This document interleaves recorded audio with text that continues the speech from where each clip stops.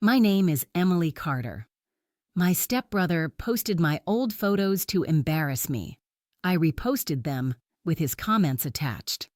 When I tell you I never thought I'd be that kind of person, the kind who plans revenge, I mean it. I've always been quiet, careful, the type of girl who triple-checks every caption before posting, who deletes a story if it gets less than 5 likes in an hour. I used to think that meant I was safe from humiliation. I grew up mostly with my mom. My parents divorced when I was 12, and she remarried when I was 16, to a man named Robert. He was polite enough, but his son Ethan moved in soon after. He was my age, just a few months older, and he had this charm that fooled everyone. My mom, our neighbors, even my teachers, but not me. From day one, Ethan loved to tease. Not cruelly at first, more like harmless banter. "Hey, Emily, do you actually color code your notebooks? Or, you're too serious, you know that?" He'd laugh and I'd force one too. But underneath, I could feel that spark of something sharper, like he was watching, collecting things about me. Still, for the most part, we lived fine together. I stayed in my lane. I studied. I got into a communications program at a small college nearby, and I thought life was finally stabilizing. Then came that night. It was a Friday, the kind of night where everyone in the house was doing their own thing. Mom and Robert had gone out to dinner, and I was in my room editing photos for a small photography project I'd been building on Instagram. Ethan was gaming in the next room, yelling into his headset. I remember feeling content, even proud.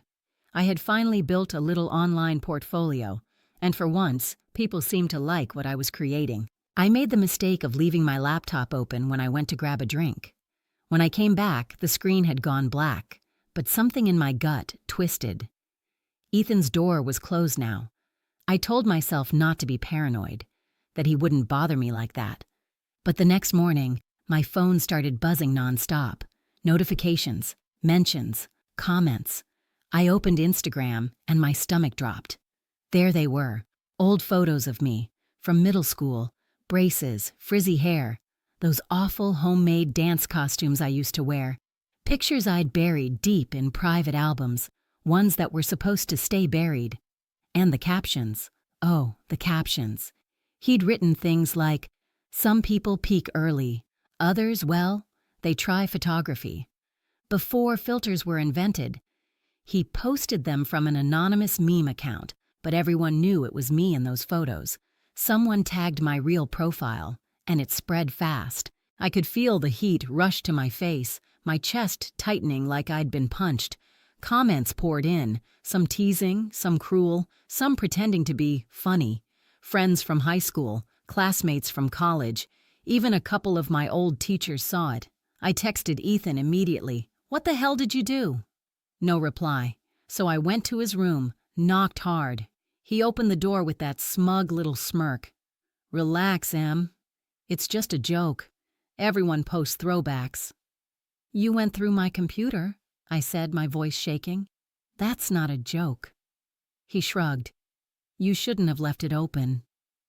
I stood there, speechless. My mom was out again, and I knew if I told her, she'd just say, "You two need to learn to get along." That night, I deleted my Instagram. Sat in the dark, scrolling through all the screenshots people had already taken. My hands wouldn't stop trembling. I kept thinking, he got to rewrite my story, and everyone's laughing at it. For a week, I avoided everything online. Every notification felt like a threat. I started wearing hats and hoodies outside just to feel invisible, but you can only hide for so long. One afternoon, I overheard Ethan in the kitchen with his friends, laughing. "She's so dramatic, she deleted her whole account." They all laughed harder. Something inside me cracked, quietly, like a hairline fracture. Not rage exactly, something colder. That night, I lay in bed and thought about how he always got away with things, how people like him always do. And I thought about those photos, how I'd once hated them because they showed a version of me that wasn't perfect yet. And that's when it hit me. If Ethan wanted to use my past to embarrass me, maybe I could use his present to expose him. I didn't act right away. Revenge isn't something you rush, not when you want it to mean something. For the first few days I just watched, observed. Ethan was too comfortable, too sure of himself. He'd walk past me with that smirk, humming like he'd done something clever. His friends still came over, still laughed. My mom stayed blissfully unaware. But what Ethan didn't realize was that I wasn't broken. I was quiet, and quiet people notice everything. He loved posting too, not memes this time, but his own curated image, gym selfies, his old football highlights, pictures with his friends at parties. He was trying to build his own little online reputation, the kind that screamed confidence but reeked of insecurity. One afternoon while everyone was out, I heard the ding of his computer in the living room. He'd left it open, logged in. I sat down slowly, my heart pounding. His messages were right there, Discord, Instagram DMs, everything. I didn't snoop much, just enough to see a pattern. The way he talked about people, especially girls, was disgusting. He'd screenshot messages from girls he'd flirted with, sharing them with his friends. He'd comment things like, "She's obsessed," or "She actually thinks I like her," and there, in one chat, were his comments about me. "She's so uptight, she takes herself way too seriously. If she learned to laugh, maybe she wouldn't be such a bore." My chest went cold. I stared at those words, reading them over and over. It wasn't just about the photos anymore. He enjoyed making me small. That night, I couldn't sleep. The rain hit the window like static, and the streetlight outside kept flickering. My mind replayed every small humiliation, every time he'd rolled his eyes when I talked about my photography, every fake apology he'd given when my mom made him be nice. And that's when I knew exactly what to do. The next morning, I started rebuilding my Instagram, but not the same way. I made a new account, private at first. I uploaded one of the old photos Ethan had posted, the braces, the frizzy hair, the awkward smile, and I captioned it. This was me, a kid trying to figure out who she was. I stared at it for a long time before adding, "Funny how people try to use your past against you, when all it really shows is that you've grown." Then I started posting more. Each embarrassing photo he'd shared, one at a time. Every awkward phase, every bad haircut, every homemade costume. But this time, I paired each one with something real. A story about what I'd learned that year, about how hard middle school was, about learning to love myself even when I looked wrong. People noticed. My followers grew faster than I expected. Comments flooded in, supportive ones this time. "This is so raw. I love it." "You're inspiring, honestly. We all have these photos. Thank you for being real." And here's the twist. I knew Ethan couldn't resist watching. He started making snide remarks at dinner. "Oh, look who's back online," he said, stabbing his food. "Trying to be a motivational speaker now?" I smiled. Just telling the truth. But the real plan was still in motion.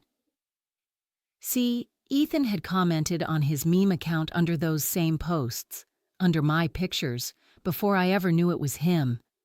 I'd found the comments while scrolling through old screenshots. "This girl looks like she smells like glue. Imagine thinking you could glow up from that." And he hadn't even bothered to use a fake name. It was his real handle. So I waited until my new account hit 10,000 followers. Then one morning I made a new post, a carousel. The first image was one of those old photos. The second, a screenshot of his comments. Username visible. The caption read, "Sometimes the person who tries hardest to embarrass you tells you more about themselves than they realize." I didn't tag him. I didn't need to. The post blew up overnight. Hundreds of shares, messages. People in our small town knew exactly who Ethan C14 was. I heard his door slam the next morning. Then silence. Later that day, I caught him pacing in the hallway, phone in hand. His voice was low, tense. "I didn't mean it like that," he was saying. "It was just a joke." When he noticed me, his jaw clenched. "Take it down." "I didn't name you," I said calmly. "But if the shoe fits—" He swore under his breath, retreating into his room. For the first time, he looked small. I didn't feel triumphant exactly, more like steady, like the balance had finally shifted. Over the next week, his friends stopped coming over. His account went private, and every time he walked into a room, he avoided eye contact. It wasn't about humiliating him. Not really. It was about reclaiming the narrative, about reminding him, and everyone, that you can't weaponize someone's past without exposing your own cruelty. The day I hit 20,000 followers, my mom knocked on my door. She held her phone up. "Did you really post all those old pictures?" "Yeah," I said, smiling softly. "They were already out there. I just decided to tell the story myself." She hesitated, then nodded. "I'm proud of you, Em." And for the first time, I believed her. That night, I deleted the screenshots, every trace of his comments. I didn't need them anymore. Because the best revenge isn't about destruction. It's about owning the thing they thought would destroy you. And sometimes, it's about letting them sit in silence while the world finally sees who they really are. I didn't expect the silence to last. Ethan wasn't the kind of person who could sit with humiliation. He needed to rewrite the story, to take control back. So when he started acting nice again, offering to make me coffee, holding doors open, I knew exactly what he was doing. Guilt, for him, was a temporary inconvenience. "Can we just forget about it?" he asked one morning while we both reached for cereal. I looked up from my bowl. "Forget what?" He gave that little laugh, the one that never reached his eyes. "You know, the whole post thing. It's been like weeks." "Right," I said. "Weeks. I didn't fight. I didn't argue. I just let him think I'd moved on, but I hadn't. Because even though my followers had grown, even though people were now calling me brave and authentic, I still felt that sting every time I saw him, every reminder that he'd violated my privacy, every memory of that smug grin. So I started collecting again. This time, quietly. Screenshots, photos, voice notes from when he thought I wasn't recording. Not to expose him. Not yet, but to understand him, to watch how he operated. One night, I walked past his room and heard him talking to someone online. His tone was cocky again.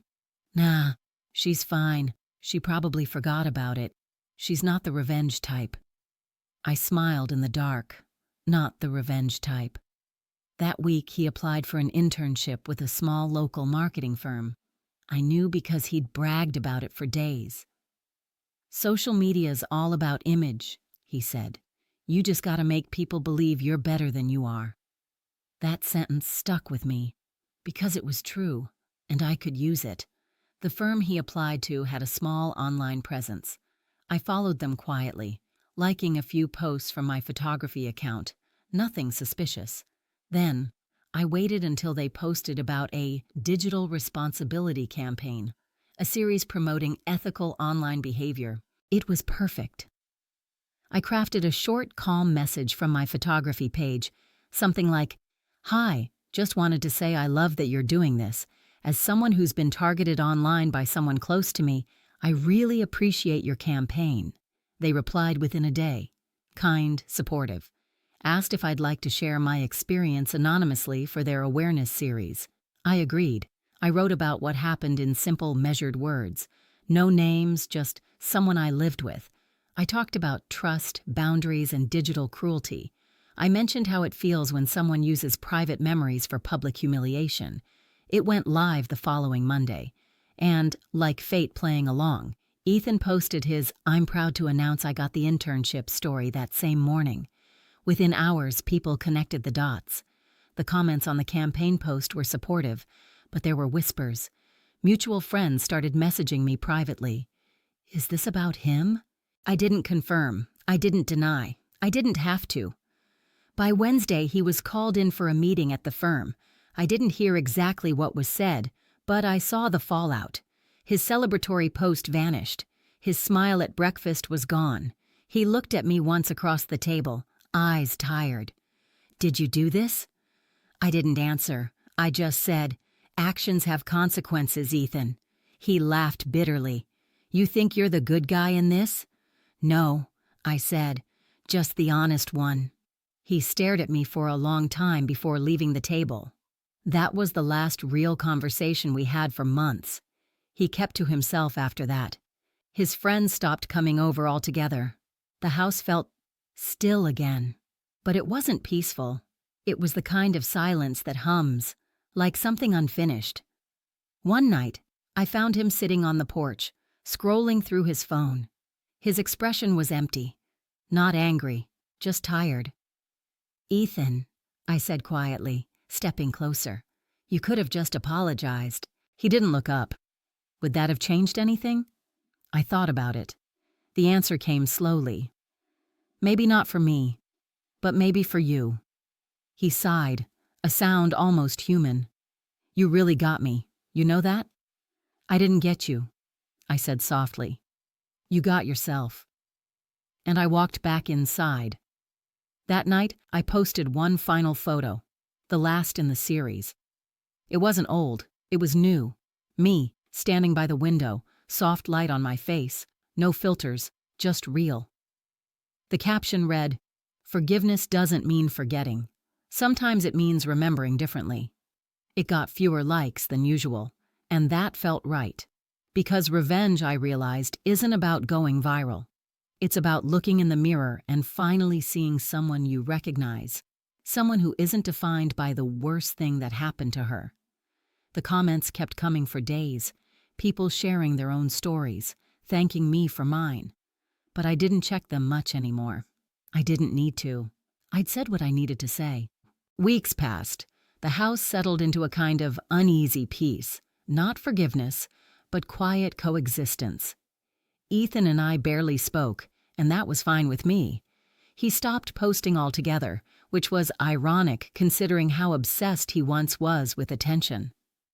Every time I saw him pass by the kitchen window, head down, hands in his pockets, I felt not victorious exactly, but lighter, like the weight had finally shifted off me.